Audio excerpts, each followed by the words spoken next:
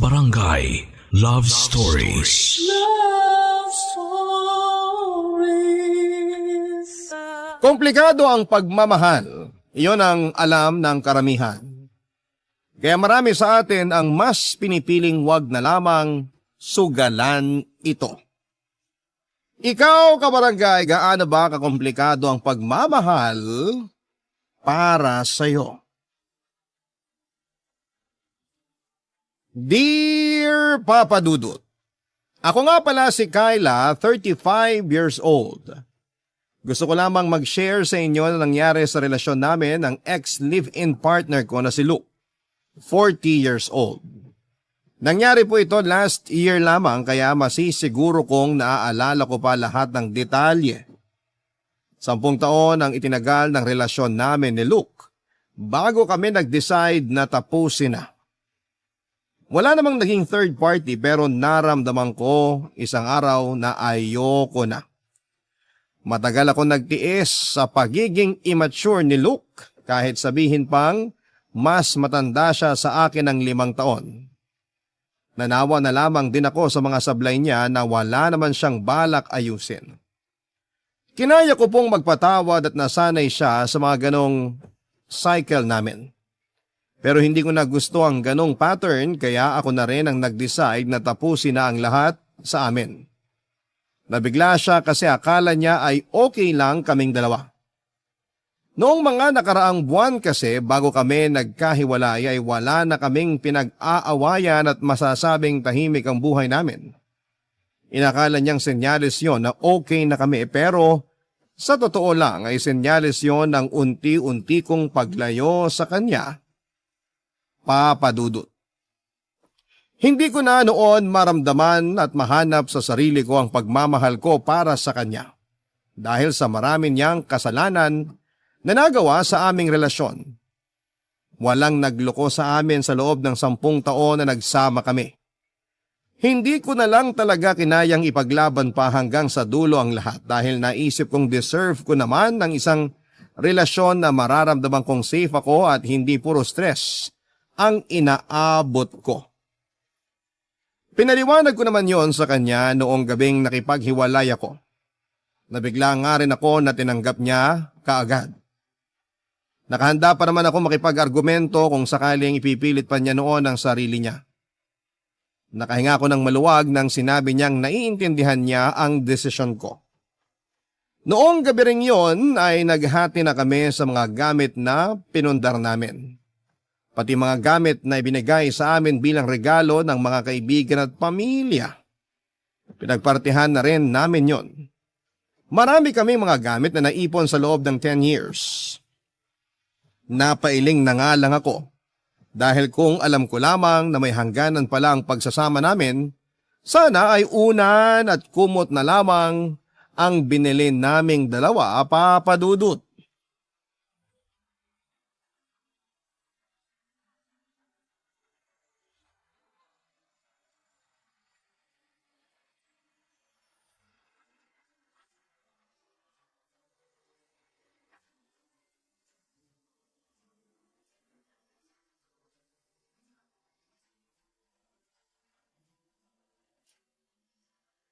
O paano tong vase na bigay ng tita Odette mo sa atin? Kanino to mapupunta? Itapon mo na lang sa basurahan yan. Grabe ka naman. Nag-effort ang tita Odette mo para ibigay sa atin to. Wedding gift nga raw niya sa atin, di ba? Akala niya dahil nagsasama tayo sa iisang bahay, kasal na tayo agad. Di ba nga nung nalaman niyang hindi tayo kasal, ang dami niyang nilabas na Bible verses para makonsensya daw tayo kasi nag-live-in tayo nang hindi pa tayo kasal. Ang haba muna ng naging litanya niya bago niya inabot sa atin tong vase. Kaya kung ako sa'yo, para wala na magpaalala ng moment na yun, itapon mo na yan. Hindi ko nga alam kung bakit tinago mo pa yan eh. Lagi mo nga nirereklamo noon na hindi match ang kulay ng vase na yan sa pader at kisame natin. Nagamit ko naman kasi tong vase nung may tumutulo sa kisame natin sa kusina. Kaya pala di mo pinamigay o tinapon. O kaya, aksidente mong nabasag. Ewan ko pero gusto ko lang ding itago kasi… wala pala. Bakit gusto mo itago? Bigyan mo naman ako ng closure para dyan sa vase na yan. Naisip ko lang kasi baka magandang paalala tong vase para ma-inspire tayo na Magpakasal na rin balang araw. Ah, so naisip mo rin yung mga sinabi ni Tita Odette sa atin. Pumasok din pala sa utak mo yung kasal. Siyempre naman naisip ko yun. Ikaw ba namang tanungin lagi ng mga tao sa paligid mo kung kailan tayo magpapakasal eh? Nasa atin lagi ang spotlight lalo na tuwing Pasko. Habang nilalantakan ng mga kamag-anak natin yung spaghetti na handa natin. Habang nilalantakan nila personal na buhay natin. Tama. So, kanino nga mapupunta yung vase? Ibibigay ko na lang sa katrabaho ko na atat magpakasal kahit wala pang boyfriend. Para mas lalong maging atat. Oo, yung parang kinikiliti yung puwet. Ganun na lang gawin natin. Yung mga gamit na binigay sa atin na di naman natin magagamit o di na natin gusto, ipamigay na lang natin sa mga kakilala. Yung malayong kakilala sana para hindi na natin makita. Grabe ka. Ayaw mo na ba talaga magkaroon ng alaala sa relasyon natin? Kahit ayokong maalala ang relasyon natin, nakadikit na yun sa akin. Mas makakatulong kapag hindi natin makita yung mga gamit na ipamimigay natin. Ikaw naman sineryoso mo agad yung sinabi ko. Bakit hindi ba dapat? Ay, ipagpatuloy na nga natin tong ginagawa natin para matapos na yung hatian. Sa'yo na yung sofa, akin na yung TV. Parang mas gusto ko yung TV kesa sa sofa. Ako naman ang madalas nanonood. Ginagawa mo lang pampatulog yung TV. Mas nagagamit mo yung sofa. Doon ka laging tambay lalo tuwing nag-aaway tayo. Napudpud na yung sofa sa dami ng away natin. Pero parang lugi naman ako ron. Yung TV, kabibili lang natin 2 years ago eh. Sino bang pumudpud sa sofa? Ikaw lang naman tong mahilig umupo ron eh. O sige, sa akin na yung sofa. Sa'yo na yung TV. Pero akin yung mga unan.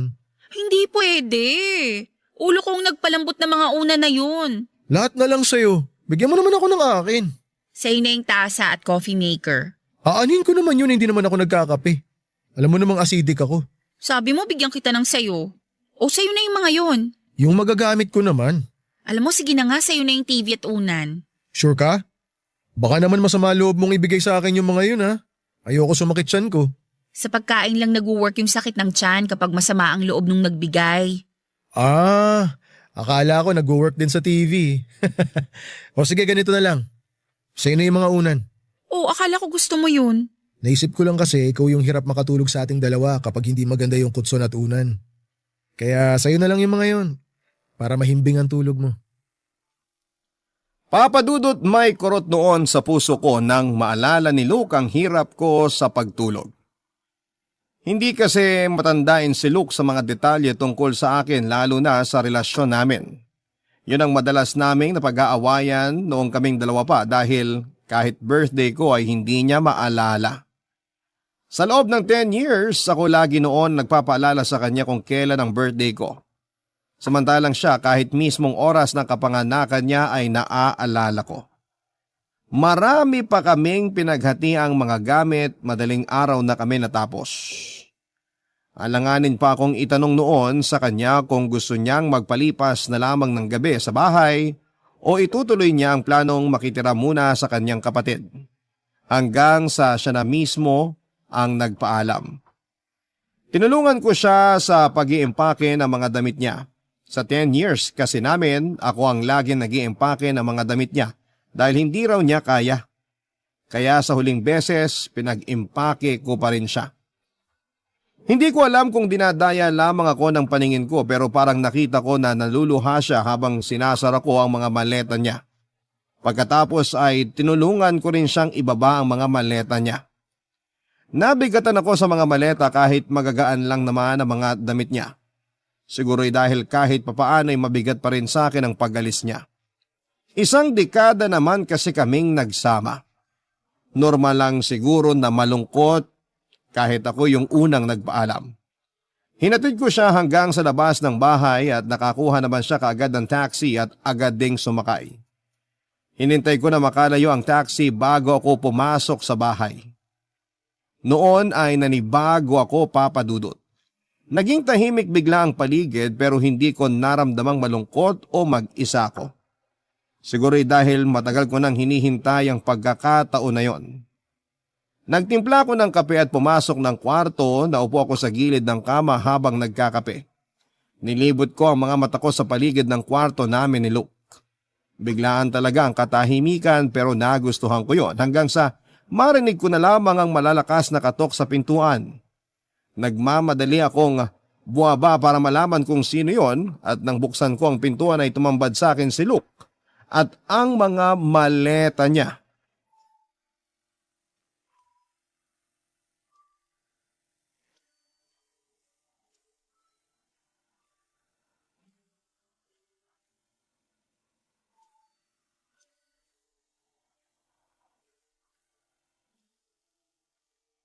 Luke, bakit ka bumalik?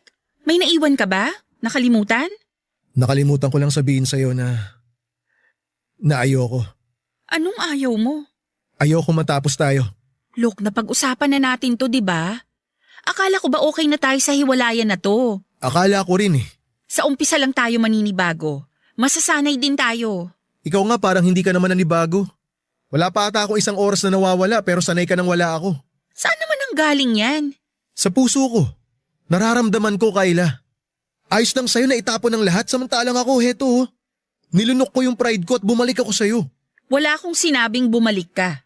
Pero yun ang gusto kong mangyari. At natanong mo ba kung parehas tayo ng gusto? Sa bagay, ikaw naman tong bumitaw. Bakit nga naman pipiliin mong bumalik nakatakas ka na nga sa akin? Akala mo ba madali para sa akin to? Bakit, hindi ba? Halata namang nadalian ka. Hindi porket ako ang tumapos, hindi ako nasasaktan. Talaga ba? Parang ang saya mo pa nga eh. 10 taon tayo, Luke. Ano bang inaasahan mo? Sa tingin mo ganun kadalito para sa akin? Ano sa tingin mong mararamdaman ko sa tuwing uuwi ako mag-isa rito sa mga susunod na araw? Ano sa tingin mong mararamdaman ko kapag tumingin ako sa dating pwesto mo sa kama tapos wala ka ron? Ano?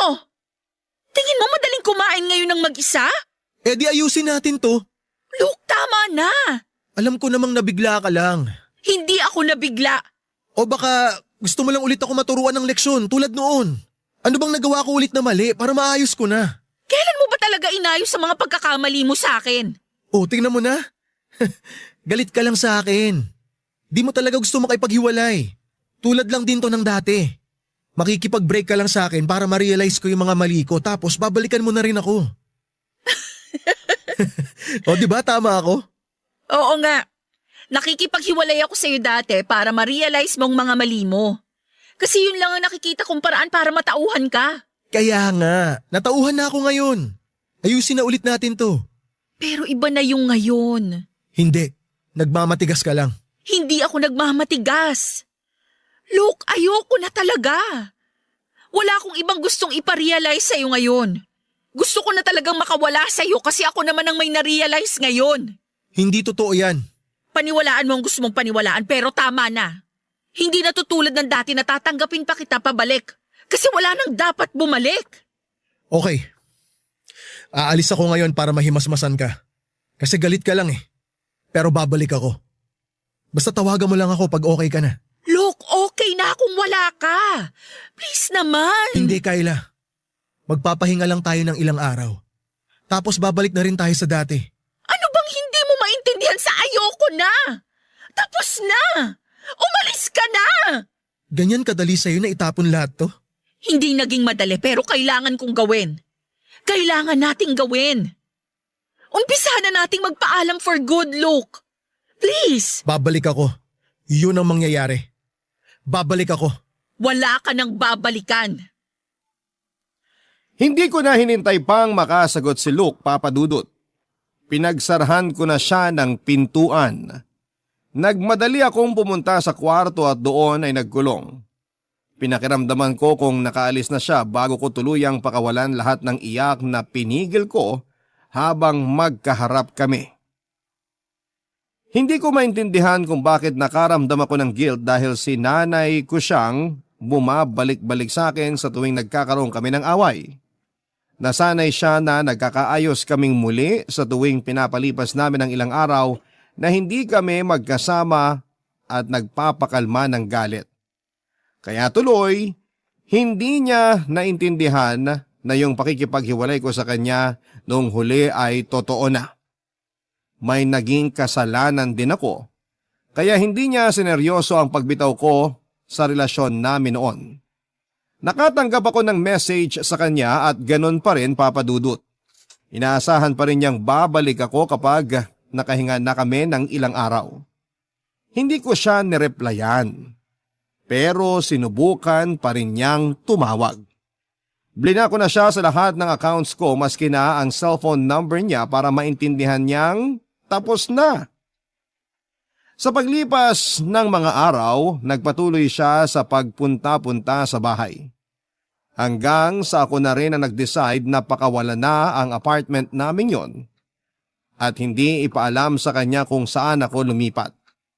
Yun na lamang ang nakita kong paraan para ma-realize niyang tapos na kami.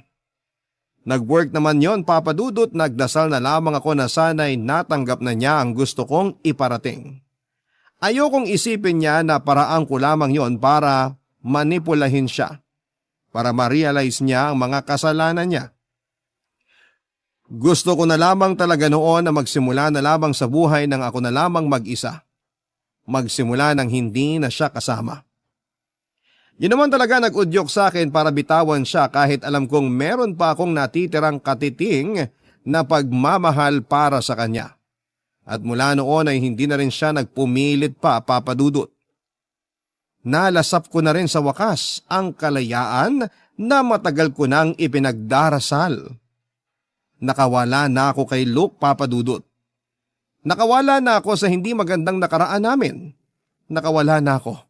Iyon ang matagal kong hiniling at napakasarap pala sa pakiramdam kapag nasa palad mo na ang lahat ng yon. Para bang ayaw mo na ulit pakawalan yon. Kahit na kailan. Barangay Love Stories. Barangay Love Stories. Makalipas ang ilang buwan, naka-move on na rin ako sa hiwalayan namin ni Luke. At ramdam kong ganon din siya. Hindi na kami nagkaroon ng chance na magkita o magkausap pa. Sa palagay ko ay natanggap na rin niya ng tuluyan ang nangyari sa relasyon naming dalawa. Sa simula ng hiwalayan namin ni Luke ay sinikap kong makabawi sa sarili ko. Binili ko ang mga bagay na dati ay pinagkait ko sa sarili ko dahil kailangan kong unahin si Luke. Natuto akong mag-travel mag-isa dahil noon ay takot akong lumabas kahit pumunta lamang sa mall nang hindi kasama si Luke. Marami ako na idagdag sa buhay ko na mga bagong kaibigan na nakatulong sa personal growth ko. Bukod pa roon ay may nakilala din po akong bagong nakamabutihan ko. Walang iba kundi si Brad, Papa Dudut. Mas bata siya sa akin ng 5 taon at pinakilala lamang siya ng isang bago kong kaibigan. Ayos naman si Brad dahil madali siyang pakisabahan at marami kaming pagkakaparehas. Sinabi naman niyang seryoso siya sa akin at gusto talaga niya ako. Gusto ko rin naman siya pero parang nag-alangan ako dahil sa trauma ko mula kay Luke. Si Brad lang ang nakadate ko at nakasama ko mula noong makipaghiwalay ako. Madalas siyang natutulog noon sa bahay lalo kapag hindi naman ganon kabisi sa work niya. Lahat ng ginagawa ng magkakarelasyon ay ginagawa namin noon, pero kulang lamang kami sa label. Ako ang nag-decide na huwag bigyan ng label ang relasyon namin, Papa Dudut. Hindi pa kasi ako ganoon ka-invested at feeling ko ay hindi pa talaga ako handa. Pero may feelings naman ako para sa kanya, hindi nga lang ganon ka-intense ang nararamdaman ko sa kanya. Pero payapa ang pakiramdam ko kapag kapiling ko siya. Yun naman ang hinahanap-hanap ko dati pa lamang at nahanap ko na yun kay Brad. Pero dala pa rin siguro ng naging trauma ko kay Luke. Kaya hindi pa rin ako handang pumasok agad sa pakikipagrelasyon.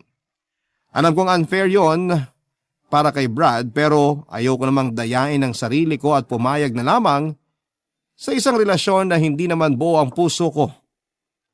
Lagi ko nga siyang iniiwasan kapag napupunta doon ang usapan. Nung una ay ayos lang sa kanya pero nang tumagal ay parang naiinip na siya.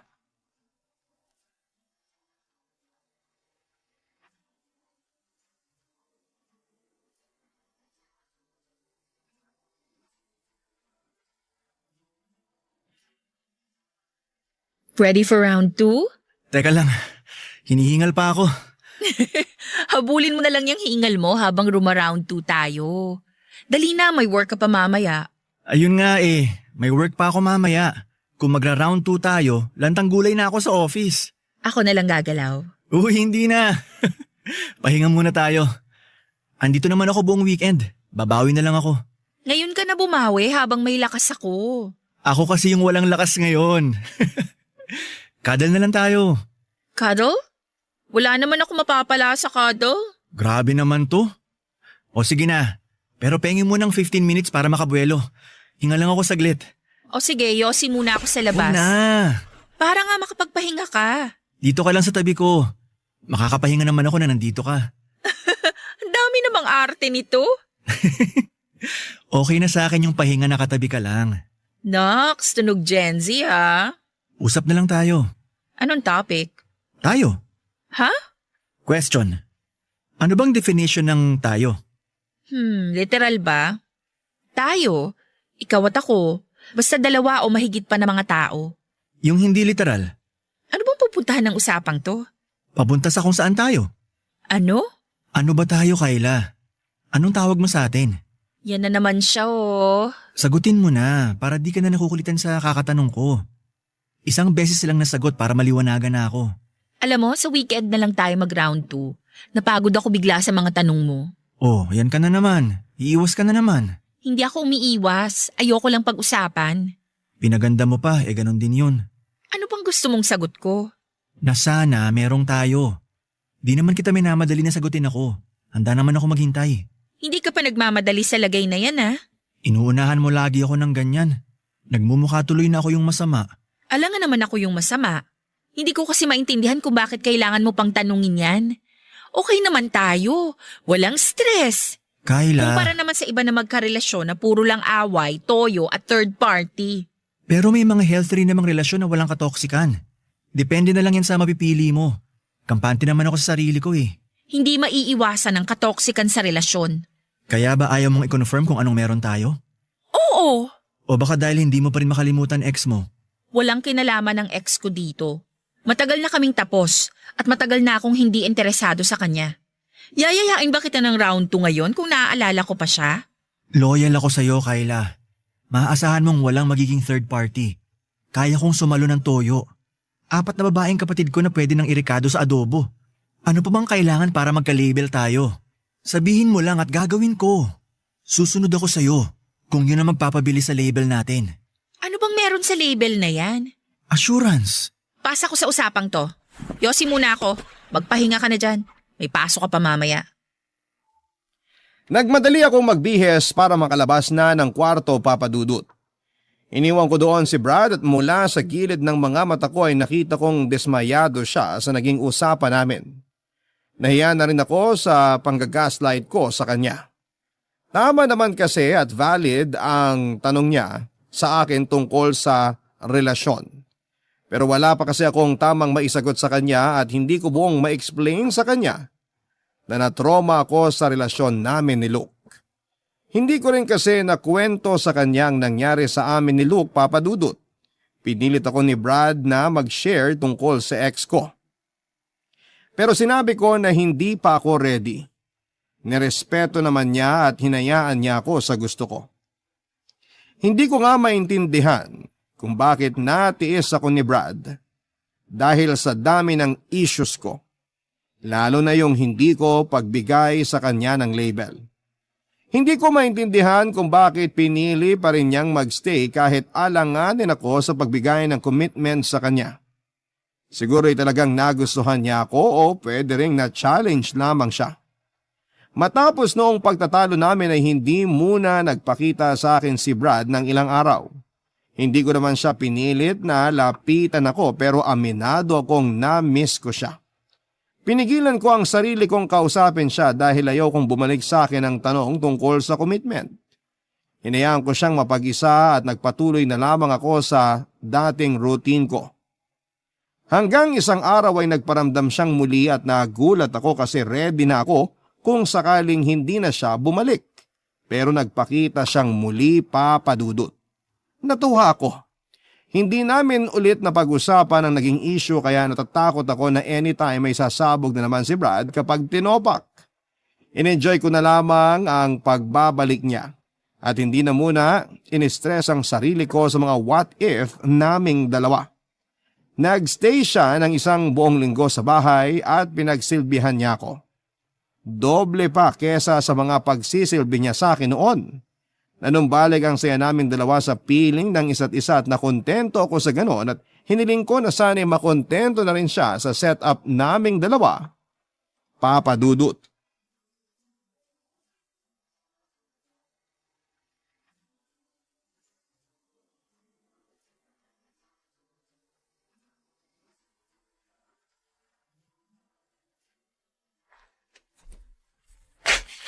Ano yung naaamoy ko mula sa kwarto?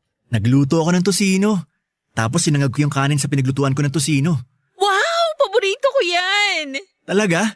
Ako rin eh. Kain na tayo? Di na tinatanong yan, kakain talaga tayo. Damihan mo ng sinangag yung plato ha. Dagdagan mo ng bawang. Hindi mo na kailangan sabihin, matik na yon. Di ka lalapitan ng aswang ng isang linggo sa dami ng bawang na hinalo ko. Di nga ako lalapitan ng aswang pero lalayuan naman ako ng mga tao sa amoy ng dighay ko mamaya. Gumawa pala ako ng orange juice na may konting pineapple chunks.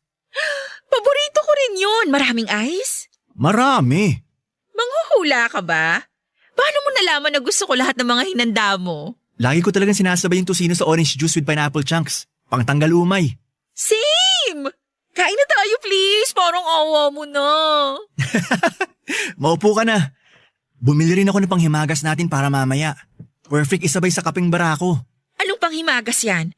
Baka pwedeng kainin na rin natin kasabay nitong tusino. Iibabaw ko sa sinangag. Hindi pwede. Mamaya na yun. Ano nga yun? Yema cake. Gusto ko... Paborito ko rin yan. Kainin na natin ngayon, please.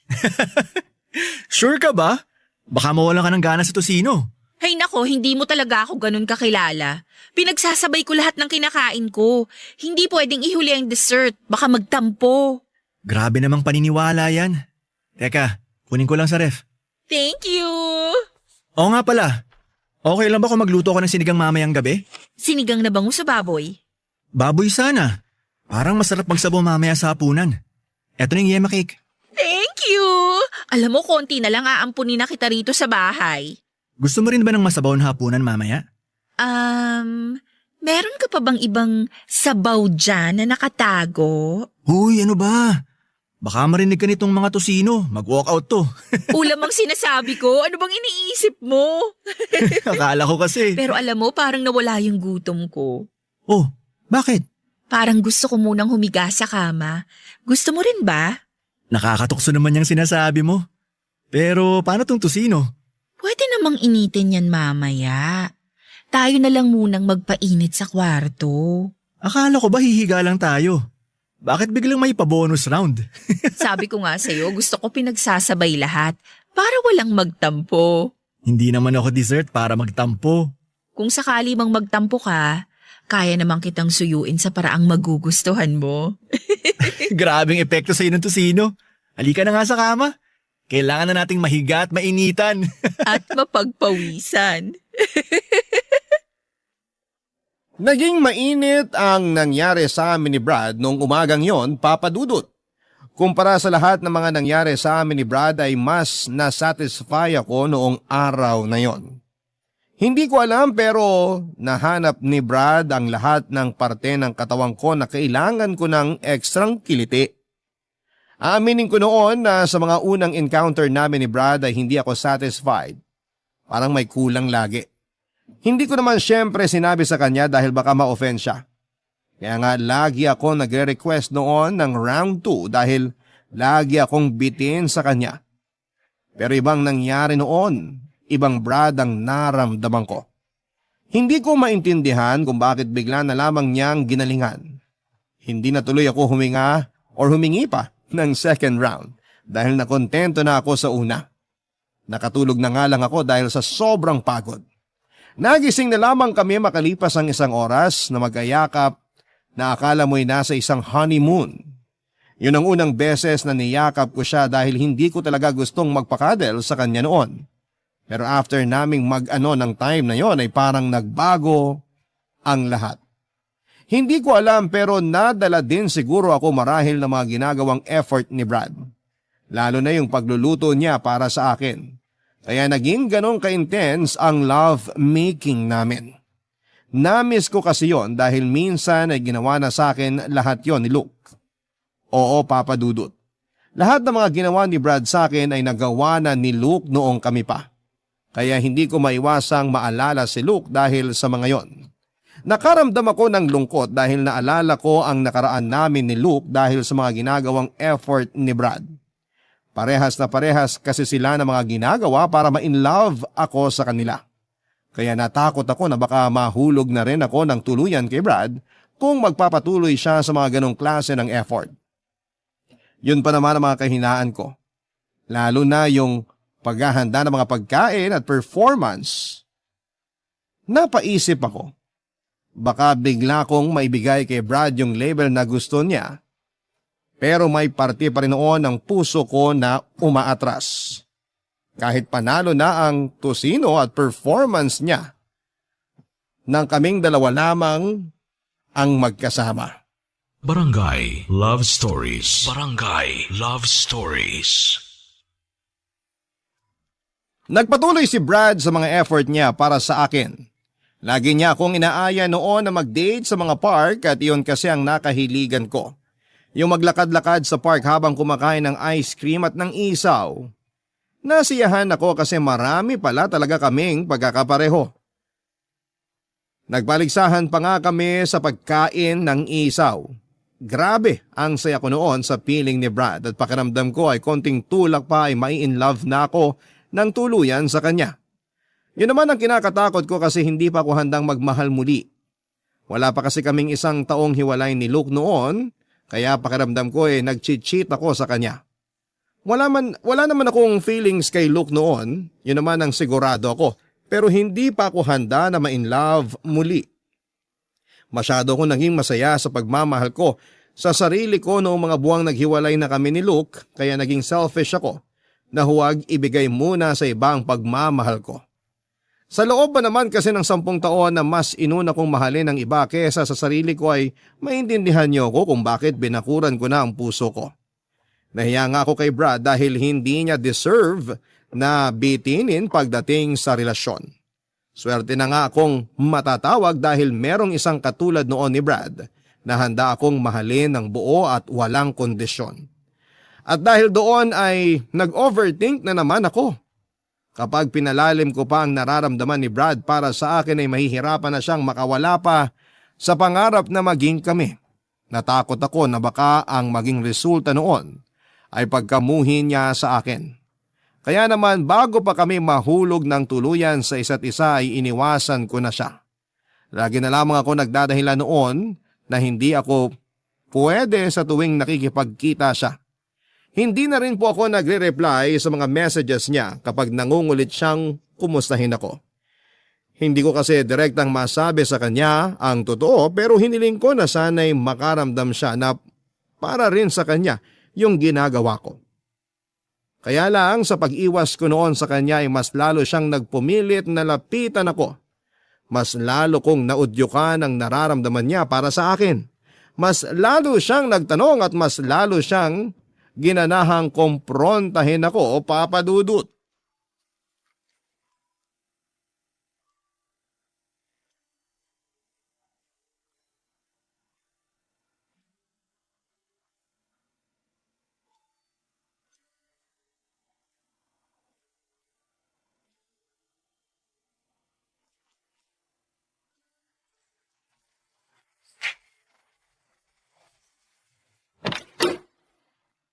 Brad, anong ginagawa mo dito? Nagulat ka ba? Malamang. Wala kang pasabi na pupunta ka rito sa bahay. Anong inaasahan mo? Inaasahan ko makakaisip ka ulit ng dahilan para pagtakpan ng kasinungalingan mo. Brad, please. Sinabi mo sa akin na out of town ka, kaya di ako pwedeng pumunta rito sa bahay mo. Oh, anong ipapalusot mo ngayon? Sumama ang pakiramdam ko kaya hindi ako natuloy. Please naman, Kyla. Pagod na ako sa mga dahilan mo. Yun naman ang gusto ko eh. Mapagod ka na para tama na. Ang labo! Ang ayos natin noong nakaraan. Ang saya mo nakasama ako. Tapos bigla ka nalang iiwas? Ano bang ginawa ko sa'yo? Wala. Umalis ka na. Gusto ko nang magpahinga. Hindi ako aalis hanggat di mo sinasabi sa akin ng totoo. Wala kang mapapala sa akin. Hindi ako sasagot. Ang hirap mong mahalin, Kyla. Ang hirap. Alam ko. Kaya nga dapat umiwas ka na eh. Hindi ko alam kung bakit humahabol-habol ka pa rin. Alam mo naman pala na mahirap akong mahalin. Kasi mahal na talaga kita. Hindi mo ba yun makita? Di mo ba nakikita lahat ng effort na ginagawa ko para sa'yo? Hindi ko sinabing mag-effort ka para sa akin. Huwag mo akong sisihin kasi ikaw ang may gustong mag-effort. Kasi gusto kong maging masaya ka, kaya ako ginawa lahat yun. Masama pa rin ba ang dating nun sa'yo? Masama kasi hindi ko naman sinabing gawin mo. Tapos ngayon isusumbat mo sa akin yan? Hindi ako nanunumbat. Gusto ko lang makita mo kung gaano kita kamahal. Ang hirap mo namang makaramdam. Para kang bato. Kung alam mo lang ang pinagdaanan ko, maiintindihan mo kung bakit ako naging ganito. Alam ko kung bakit ka ganyan. Hindi mo alam. Walang nakakaalam. Huwag kang mag-assume, Brad. Alam ko ang nangyari sa inyo ni Luke. Luke? Sorry. Anong alam mo tungkol kay Luke? Kyla, Anong alam mo tungkol kay Luke? nakilala ko siya dati. Katrabaho siya ng kapatid ko. Brad, sabihin mo sa akin lahat. Sabihin mo lahat. Hindi na. Next time na lang natin pag-usapan. Hindi! Sabihin mo ngayon! Nalaman niya na nagde-date tayo. Nagkataong nagkita kasi kami minsan. Nabigla siya nung una, pero sabi niya okay lang daw. Kasi deserve mo naman daw na magmahal ulit. Tapos after nung away natin nung nakaraan, nakipagkita ulit ako sa kanya. Ano tong ginawa mo, Brad? Bakit kailangan mo pang isali si Luke dito? Desperado na ako noon, Kyla. Intindihin mo naman. Hindi kita mabasa eh. Wala akong alam sa'yo. Hindi ko alam ang gagawin ko para mahalin mo rin ako. At kay Luke ka lumapit para manipulahin ako? Tinanong ko lang naman kung paano ka nahulog sa kanya. Sinabi niya lahat ng naaalala niya. Ginawa ko lang naman yun para mapasaya kita eh. Kyla, I'm sorry. Isasara ko na tong pinto. Umalis ka na! Kyla, please. Umalis ka na!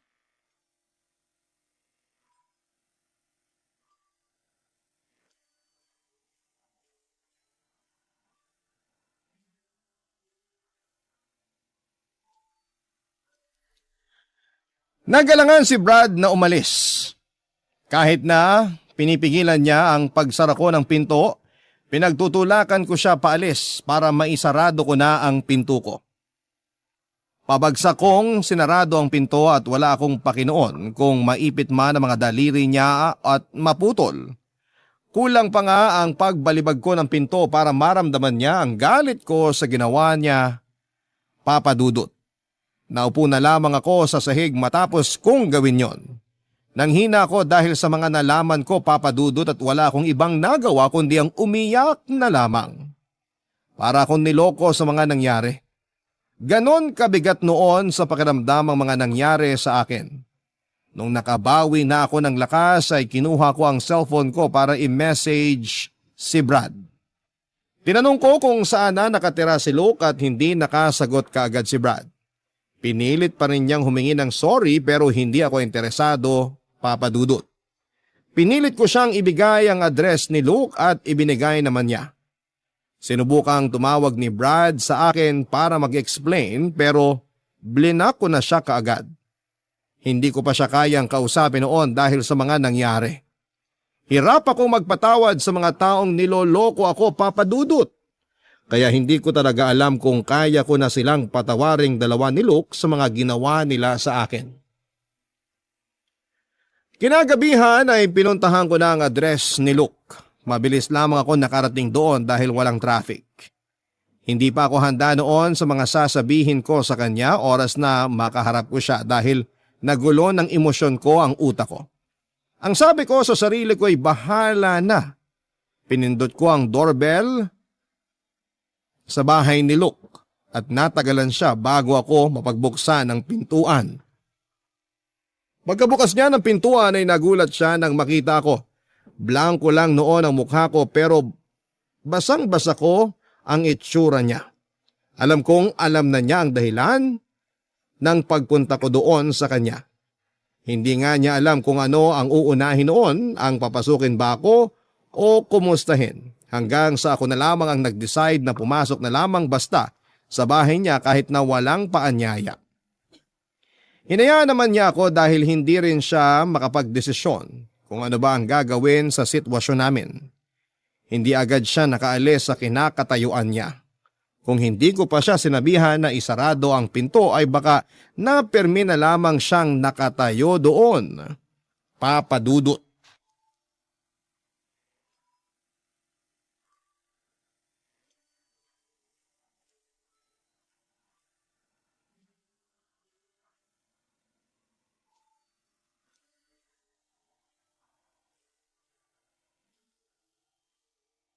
So, magkakilala pala kayo ni Brad, no?